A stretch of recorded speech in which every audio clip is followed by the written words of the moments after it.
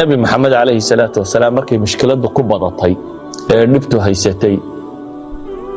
ayaa habeenamada ka mid ah alla dheelmiyey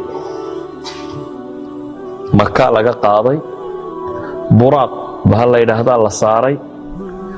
dabeetana waxa la geeyey bayt al-maqdis makiya bayt al-maqdis intay soo jiraan intaasoo kilomitir bay soo jiraan ilaa intuu maka ka qaaday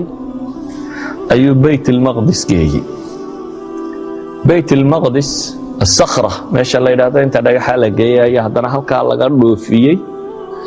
dabeetana fawqa 7 samaawaat baa qabadsiiyay cirka loo bixiyay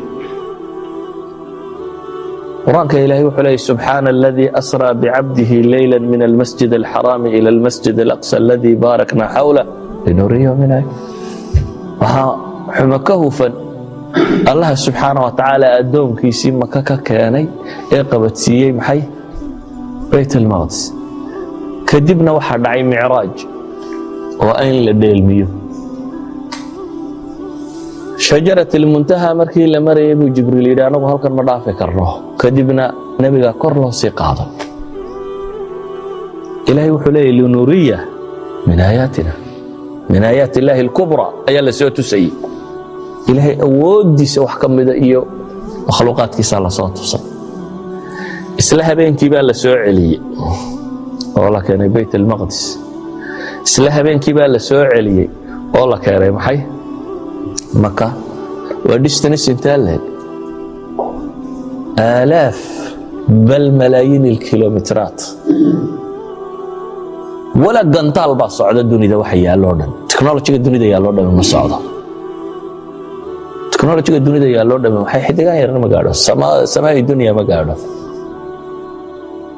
nabi maxamed waxa la qabadsiiyay meel intaba ka fog habeen kaliyana lagu wada geeyay waana la soo celiyay hadi waahida mar labaadna aan ku noqdo hadaba siirada mar kale markan kale aan idinku celinaya maxay tahay nabi maxamed calayhi salaatu wasalaam gaala intii heshiisay waxay tiri waa dilayna go'aana baa la qaatay قبائل كانوا قايمين طبعا انها لا soo saaro waa kaasi dabatana seeftaha lagu wada kulmiyo reer bani haashim dhiiga cid ay u raacaan markay garan waayaan carab oo dhan laba dagaalami karaan waxa maktooda ay aqbali doonaan leysna hayna dhaafo maktana la qaato ilaahay subhanahu wa ta'ala wuxuu faray inuu hijroodo nabi maxamed wixii awoodiisa ama awood bani aadam wixii ahaayoo dhan buu sugayay sagii abi bakar laba neef oo la fuulabay si meel sii daajisteen oo dhigteen nin gaala ayay kireysteen oo dhul mareena oo wadooyinka kala yaqaana cunay xidhxidheen safarkaasi ay ku sii gali karaan goor aan dadku soconin si aan loo arag buu ka baxay guryihii si ay u raad gataan buur bay fuuleen oo adaad saxara lugayso dee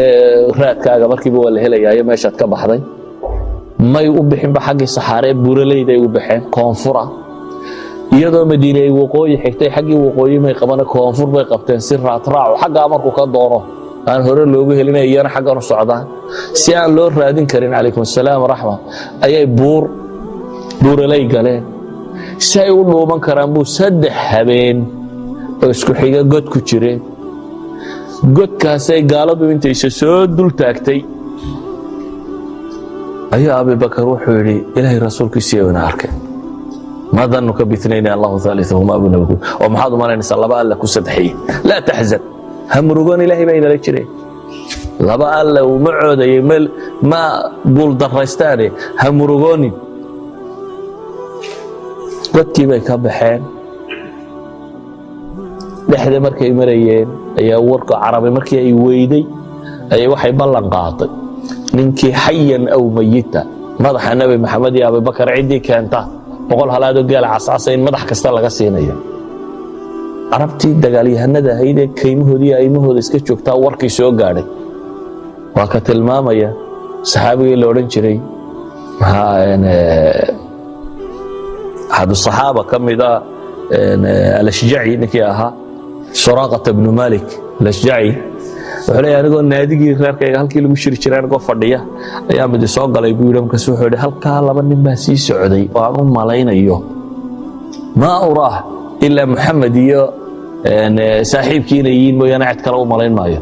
markaas aan idhibo war waxba ma adaragay war hebel waxba ma adaragay iska fadhiso waxaan islahaabuu yiri dhigooda yar cid kula qaybsanina labada boqol halad kaliya heshiday